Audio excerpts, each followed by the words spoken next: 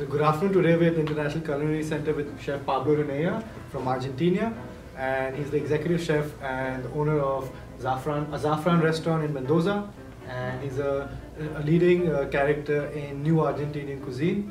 And we're very happy because we had a full session with him today. He taught us about different food and we paired us with different wine. Chef is also a certified sommelier, so he brought in his experience of wine and food to us. So we have a few questions with Chef today, and Chef was very gracious enough to spend extra time with us. So my first question to you, Chef, is what do you consider the new Argentinian cuisine? Okay, well, new Argentinian cuisine. Argentinian cuisine has quite a young culture or young history. When we talk about Argentinian cuisine, we talk about 200 years. I mean, compared with other cuisine, it's quite young.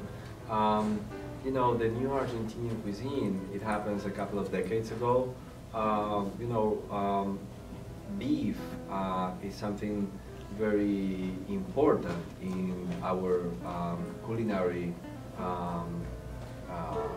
cuisine in Argentina. So new Argentinian cuisine, it's to take traditional recipes or traditional ingredients and combine in different ways and make better presentations. Also, Argentina is quite large, it's quite big, the country. Actually, it's the 8th world largest country in the world.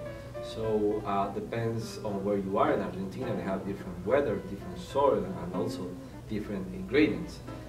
It's not the same what you can see in the south, in Patagonia, or in the northwest of the country, Salta, the Andean regions, or the area of the northeast of the country. So all these areas, they used to work as like separate islands, like different islands. So part of what happened with the globalization is that all these islands, they start to get, I wouldn't say contaminated, but maybe in a good way.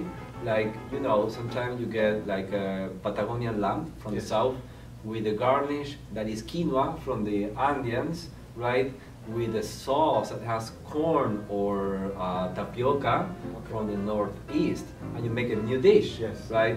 So this is new Argentinian cuisine. Or, for example, traditional cuisine, Argentinian cuisine is what we call asados or barbecue, where you can have these nice pieces of good quality steaks with ribs, with chorizo, with blood sausage or sweetbreads.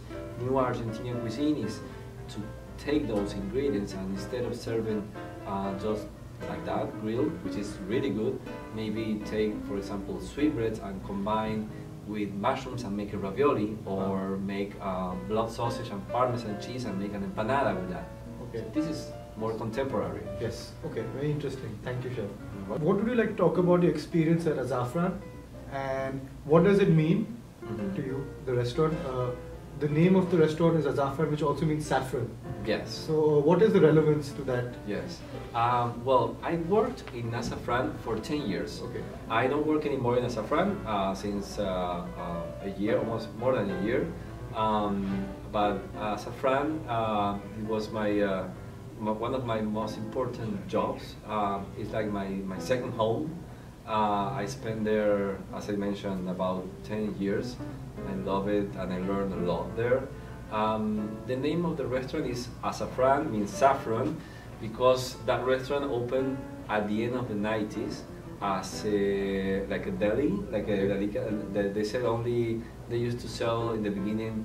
It wasn't a restaurant in the beginning. It was a place where you can find sun-dried tomatoes or spices, cumin, paprika, oregano, pastas and olive oils on different preserve and marmalade. And after a couple of years, when they opened, they had a small menu of tapas. And then I started working in that restaurant, and we worked and we had the whole menu to make a whole concept of restaurant. Wow. So Zafran came from the beginning of the concept, that it used to be like a market of spices. Wow. So there's an interesting concept of no wine list and no wine cellar. Yeah, exactly. That is very important, because our wine list was, we like to call it a wine living. Okay. A wine living room. that when you have to choose the wine, you have to go to the cellar and pick the bottle. All the wines that were exhibited there, and very well organized. We had more than 800 labels. So if I tell you we have more than 500 labels and you have to choose a bottle and you don't know much about it, it's like, oh, I have to choose one in 500. Yes. But we organize it very well. We always have a couple of sommeliers. So part of the experience to join the restaurant is to go through the cellar and yes. choose the bottle. And we had the wines at the winery price. Wow, that's amazing. So that is really good. That is really good because you only have to pay a small corkage fee wow. to have a wine there. So it works as also as another commercial unit, yes. right? So you can go and buy wine all the time there. Absolutely. And find it in a good price. And reachable to everyone. Exactly, exactly. So you don't pay ridiculous prices for a premium wine. You only yep. pay the real price yep. with a small corkage fee. And what attracted you towards wine? As there are not so many chefs who are both chefs and sommeliers. Right, right. Well, actually, I have to say that before being a chef, I was a graphic designer. Oh wow, okay. Yeah, I always like to do something with creativity. Okay. And I always like to cook for friends. I'm not coming from the typical or the most common, or the classic model where most of the chefs comes, that maybe they have a grandmother or a mother or a father that they were cooking all the time and where they learn. My mother, she was a mother and a father at the same time. We were three brothers, and she works all day trying to, to be a father and a mother and to feed us, So she didn't even have time to cook. But since my secondary school, I was always enjoying to cook pizzas for my friends, or to do empanadas, or do different things. And then I studied the art graphics. Yes. And I really enjoyed. I really like it. I always like to cook. But that was in the 90s, and I didn't realize that you can live. You can spend your life as a professional chef. Yes. Then I started traveling, and I discovered in other countries that you can be a cook, a chef, and work in nice kitchens, yes. and do something very nice with the creativity. So that's why I changed, and I was like, okay, let's become a chef. So I take it seriously and study cuisine, and that was happened in the late 90s. I was in Mendoza. Mendoza is a wine region of Argentina, and I saw in the first decade, in the early 2000s, how the wine industry develops and grows over the years, that more and more winemakers start to make new wines, different wines, and those new wines demands more food that has to be paired with those wines. Yes. So I saw how everything started to change. And I got in love with wines and different styles of wines, and started traveling, and I started to communicate the wines. So that's why I decided in the year 2010 to also get serious about that and study the sommelier program. Also, I wanted to ask you, Chef, what do you think should follow? Food should follow wine, or wine should follow food, or it should just be how you feel it should be? That's a nice question. Well, I have to say that sometimes, as a chef and a sommelier, you have to create a menu that has to be paired with a specific wine list, right? So you have the wine list. Sometimes the winemakers come and it's like, okay, Pablo, we have to make a wine dinner, and I have 5 different Malbecs. Yes. Right? Yes. 5 different reds. Yes. So, well, how to make a starter or amuse-bouche, 2 starters, main course, dessert, all with Malbec. So you really have to think, you have to taste, and create a menu because of the wines, right? Yes. Or in some cases, it's different, right? Because it's the opposite. So you have to, maybe you have a special event that maybe is for St. Valentine's or something for Christmas, or something that that you have to make many courses menu, and then you make the food first, you create the food first, and then you choose the pairing. So depends on the product, depends on the context, I think.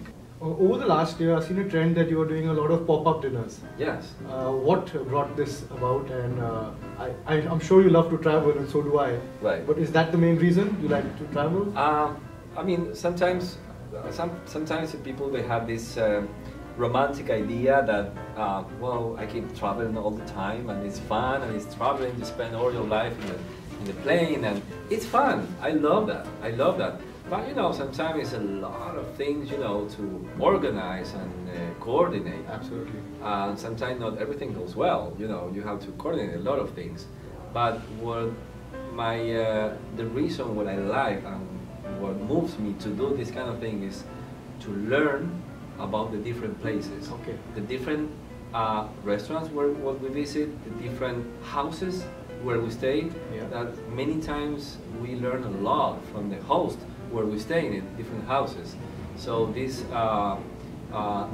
nomad life, Yes. that I'm doing is about learning and teach. Wow. Okay. It's It makes sense. yeah. Yes, in our website, my website is pabloranea.com. Okay. Also on Instagram is Pablo Ranea, Yes. or Facebook. Perfect. So people can follow and find out where to visit Chef next. Yeah. And my next question is, Chef, when will you go to India next? India is waiting for you. All right. So- I would love to go there. Never went. Oh, well, the only place where I went in Asia, it was Hong Kong Okay. and Macau Okay. last year. But I have very high expectation with India. I really want to go to try the different cuisine and the different areas of India. Yes.